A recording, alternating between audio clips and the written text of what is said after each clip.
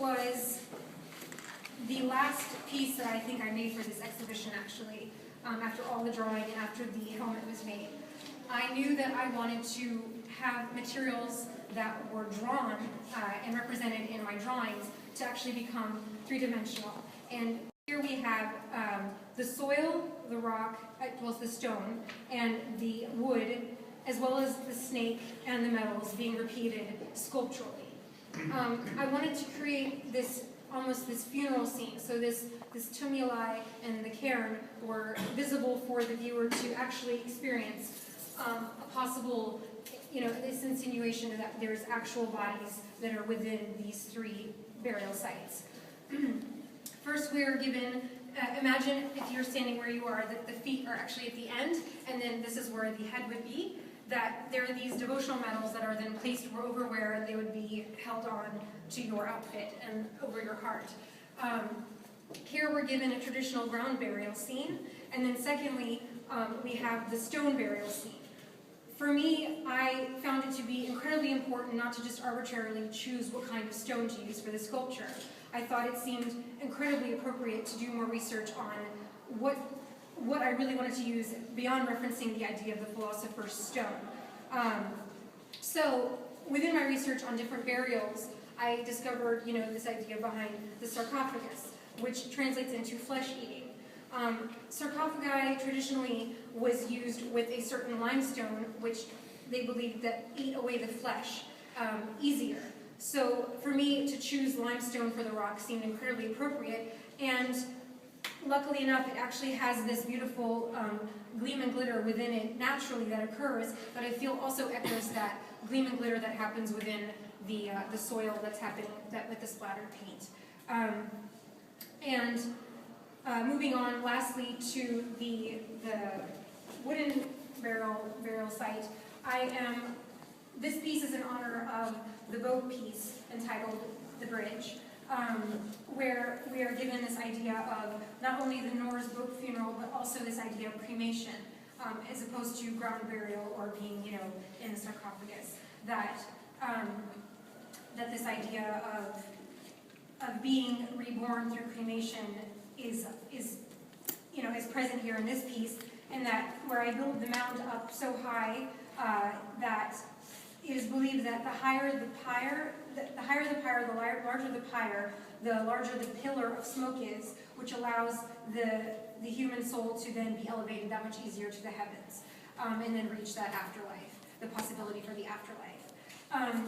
To go into these pieces further, again, with the elements that are repeated within the works, there's a snakeskin that's brought into play in the center of each piece that's meant to be referencing actually scientifically how snakes actually do shed their own skin because they outgrow their bodies and need to shed that skin so that they can then fit comfortably into themselves. And I thought that very poetically fit into this idea of when we pass on, that we literally do shed our skin, we decompose, and that the soul goes on, and that we are, we've outgrown that lifetime, and that perhaps we move on to the next. So it seemed incredibly appropriate that the snakeskin in this piece, that it wasn't this just giant slab of limestone that was purchased, but that it was actually broken up from, in my mind, that process of the skin being shed, and then it was human, but then it actually resurfaces as this snakeskin in the piece, as you see. Lastly, the elements within all three of these tumuli, it is the devotional medals. So it went from being the Medal of Honor to actually the devotional medal. A devotional medal is something someone wears when they are so fully devoted to a deity, god, saint, goddess, whatever you believe in, that you wear a medal, a devotional medal in true honor of them. And normally it actually has the portrait of that saint, god, goddess, deity, whatever, on the medal. But in this case, I actually took it upon myself to obliterate any portrait that was on the medal and then actually replace it with a mirror.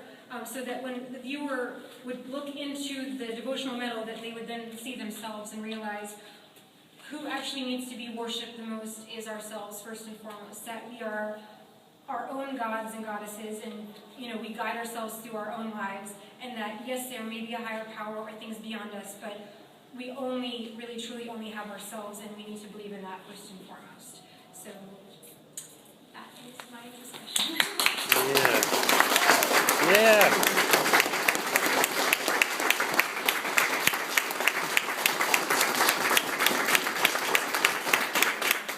So I would like to leave it open for any questions anyone may have at this point, if any at all.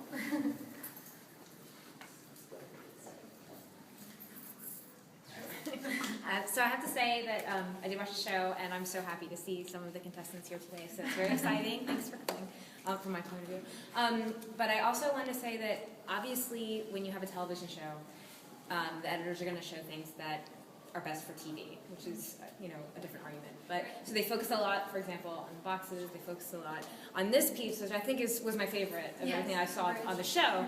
I love the movement. It's diaphanous, yet very textured. It's very solid. It shows your drawing. It shows everything that I think you've been talking about today. So that's great, and I don't like it any the less. But when I came here and I was able to see your unbelievable technical abilities, because a lot of the other artists would say, "Oh, your drawings are great," but it didn't translate.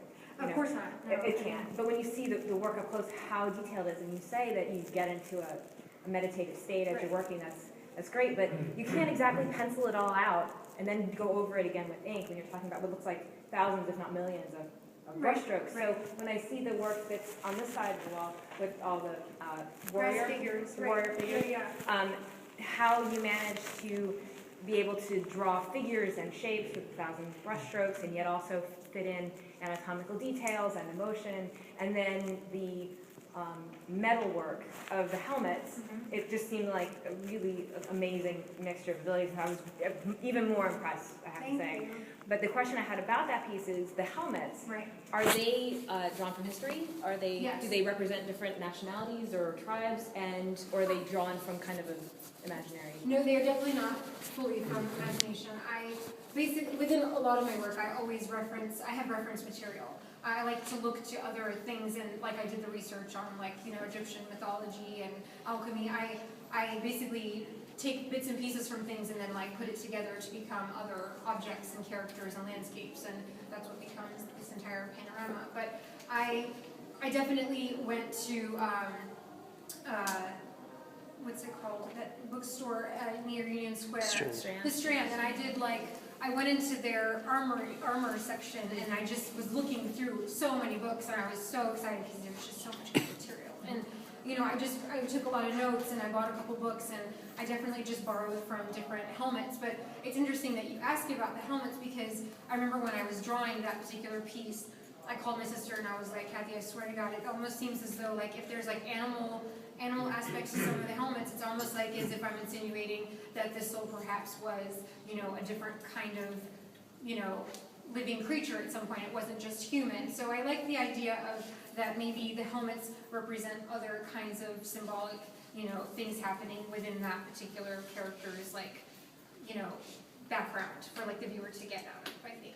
I don't know if anyone gets that, but I kind of like the idea of there being a little bit of a hint at something else happening within their lifetime. But you're not sending one represents something like a Chinese dragon, one's like a Dutch. No, I didn't want to get that specific. Although I may be very specific about other things, I didn't want to get very specific with that. Thanks. What were the leaves made of? Are those real leaves that you made of the helmet? Or It's actually metal.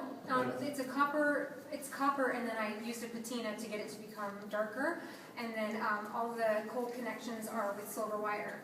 And there's a cloth underneath. And so it's mainly velvet, copper, and silver.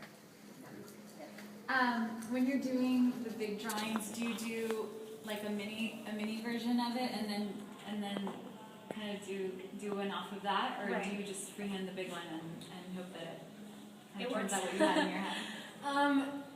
I think that if you'd asked me that question in relationship to other larger